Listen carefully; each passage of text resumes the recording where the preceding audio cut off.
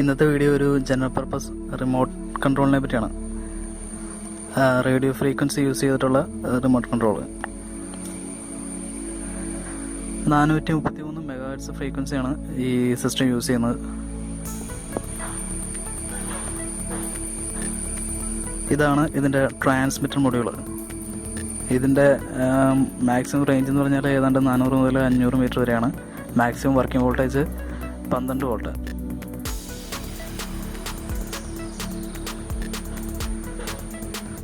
ഈ കാണുന്നതാണ് ഇതിൻ്റെ റിസീവർ മൊഡ്യൂൾ. ഇതൊരു സൂപ്പർ ഹെറ്ററോഡൈൻ റിസീവറാണ്.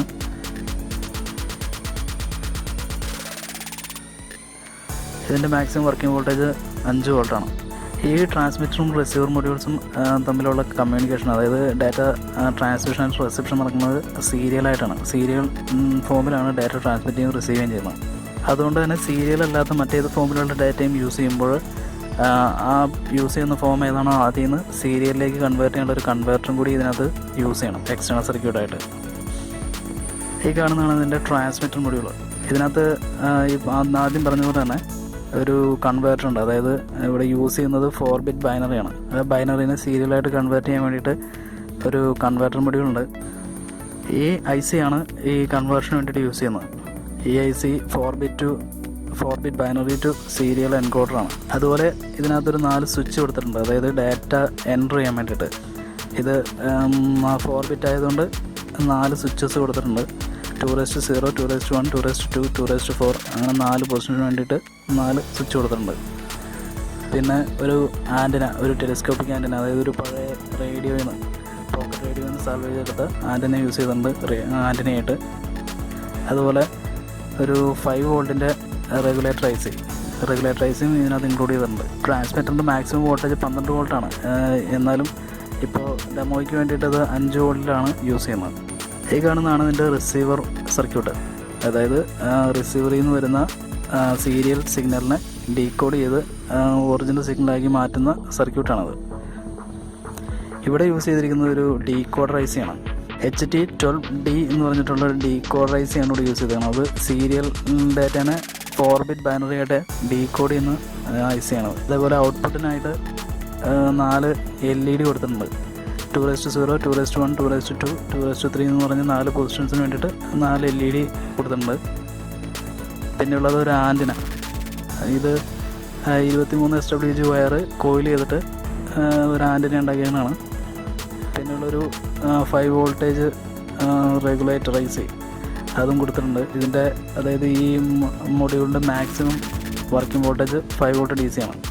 ഇതാണ് ട്രാൻസ്മിറ്റർ മൊഡ്യൂളിൻ്റെ സർക്യൂട്ട് ഡയഗ്രാം.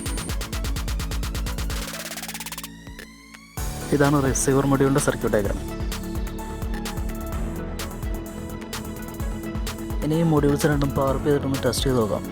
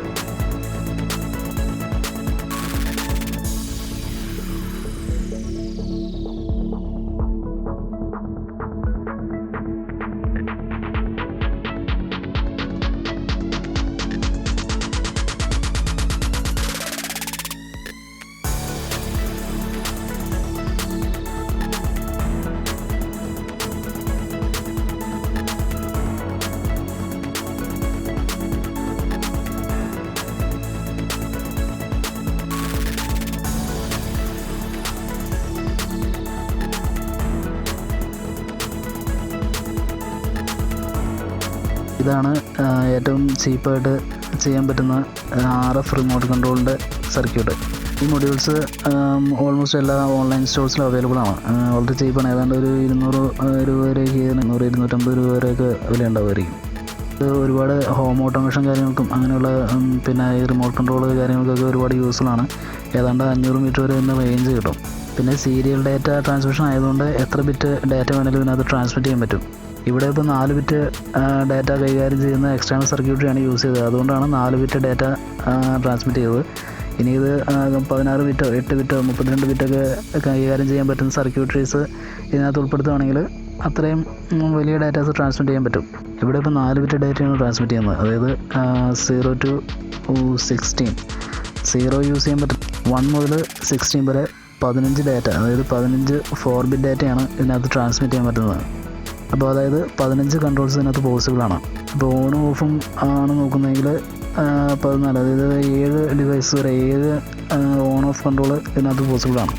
ഇന്നത്തെ വീഡിയോ ഇത്രയേ ഉള്ളൂ.